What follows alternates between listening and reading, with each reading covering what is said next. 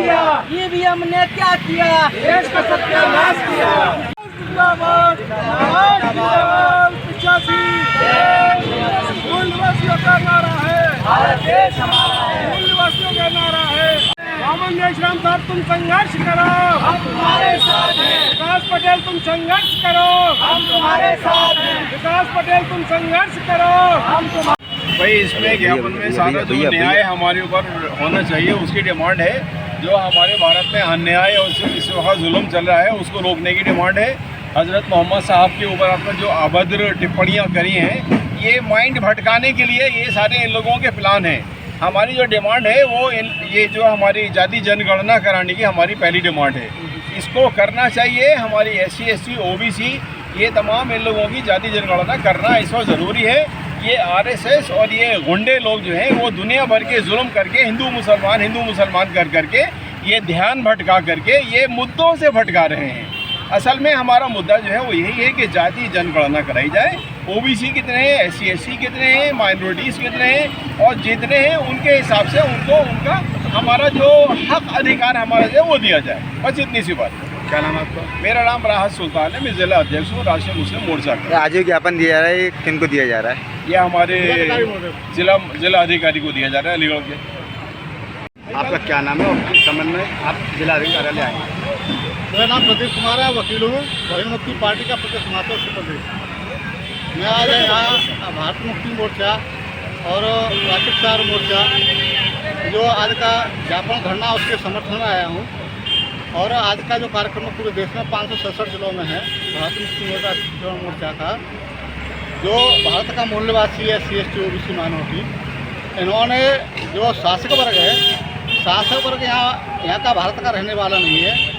उसमें खुल के कहा जाए तो ब्राह्मण जो शासक वर्ग है वो भारत का रहने विदेशी है। तो जो भारतीय संविधान में संविधान निर्माताओं ने जो SC ST OBC minority category बनाकर जो अधिकार दिए उनको नए नए कानून बनाकर अध्यादेश लाकर समाप्त कर रहे हैं। जैसे OBC की जाति जनगणना का मामला है तो अंग्रेज विदेशी थे, अंग्रेज विदेशियों ने 1931 में OBC की जाति जनगणना कराई। उस समय 52.5% थी। उसके बाद गुलाम भारत में अंग्रेज विदेशी थे, उन्होंने जनगणना कराई क्योंकि इसमें जाति व्यवस्था है देश में। तो जिस OBC में कई जातियाँ आती थी उनके जनगणना करा के उनको व्यवस्था देना, हजारियों साल से उनको शिक्षा से वंचित किया गया, मौलिक अधिकारों से वंचित किया गया। तो अंग्रेज विदेशी थे लेकिन उन्होंने कराई। अंग्रेज जानते थे हम यहाँ शासन कर रहे हैं तो देश इनका है तो उन्होंने अधिकार दिया। लेकिन जो ब्राह्मण विदेशी है अंग्रेज जाने के बाद में ये शासक वर्ग बना। और वो कैसे बना? हमारे लोगों को हिंदू बनाकर अपने पक्ष में लिया और यहाँ पंडित जवाहरलाल नेहरू पहले प्रधानमंत्री इंडियन सरकार के बने। तो उन्होंने ना तो कांग्रेस ने कराई, ना तो OBC जाति जनगणना, और ना ही BJP ने कराई। तो हमारा मामला भारत मुक्ति मोर्चा राष्ट्रीय प्रचार मोर्चा का बहुजन मुक्ति पार्टी समर्थन करती है। अगर बहुजन मुक्ति पार्टी इस कभी सरकार आएगी तो हम इस काम को करेंगे। इसलिए मैं यहाँ पर आज हाजिर हुआ हूँ। और EVM का मामला है, EWS का मामला है, यानी 80% पर काबिज है ब्राह्मण वर्ग, 80% की पोस्टों पर काबिज है। फिर भी EWS बिना उनकी मांग के लागू कर दिया सरकार ने। ये खत्म होना चाहिए। खत्म क्यों नहीं कर रहे? ये काम क्यों कर रहे हैं ऐसा? ये EVM से वोट चोरी करके सरकार बनाते हैं।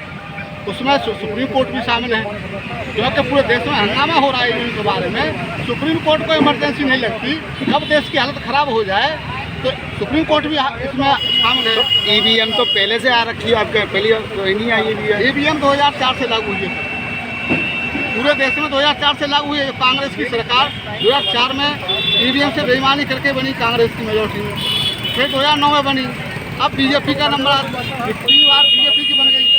तो ये BJP कांग्रेस से लग नहीं है, BJP ब्राह्मणों की पार्टी, कांग्रेस की ब्राह्मणों की पार्टी। सारे मूल्यवासियों को SC ST OBC को लोगों को पता नहीं है कि ये एक हैं या अलग अलग हैं। तो हम जन जागृति कर रहे हैं कि ये दोनों ब्राह्मणों की पार्टियां हैं, ये एक ही काम करेंगी, अदल बदल के आती रहती हैं। हिंदुत्व के नाम पर, राष्ट्रवाद के नाम पर ये एजेंडा लाते हैं और हमारे अनपढ़ भोले भाले लोगों को बहका कर ये EVM से वोट चोरी करते हैं, कुछ पैसे से वोट लेते हैं क्यों बीजेपी तो ये कहती है कि सबका साथ सबका विकास। बीजेपी कहती है, लेकिन हमारा आरक्षण क्यों नहीं दे रहे? क्रिमिनल एससी पे लगा दिया सुप्रीम कोर्ट ने, ओबीसी पे पहले लगा दिया, 92 में लगा दिया। तो अधिकार ये तो दिखावट हुए, इनका झूठ बोलते हैं। मीडिया ने कहा है, आज आपका हम स्वागत करते हैं, धन्यवाद देते हैं कि आप सोशल मीडिया के माध्यम से हमारी बात को पहुंचाएंगे, जन जन तक पहुंचाएंगे। तो आज का जो हमारा कार्यक्रम है, मैं बहुजन मुक्ति पार्टी का प्रदेश महासचिव होने के नाते आज मैं भारत मुक्ति मोर्चा और राष्ट्रीय प्रजातंत्र मोर्चा का समर्थन करता हूँ। और जब सत्ता आएगी तो हम ये सभी अधिकार लोगों को, पूर्ण निवासियों को देंगे और ब्राह्मण विदेशियों को भी देंगे।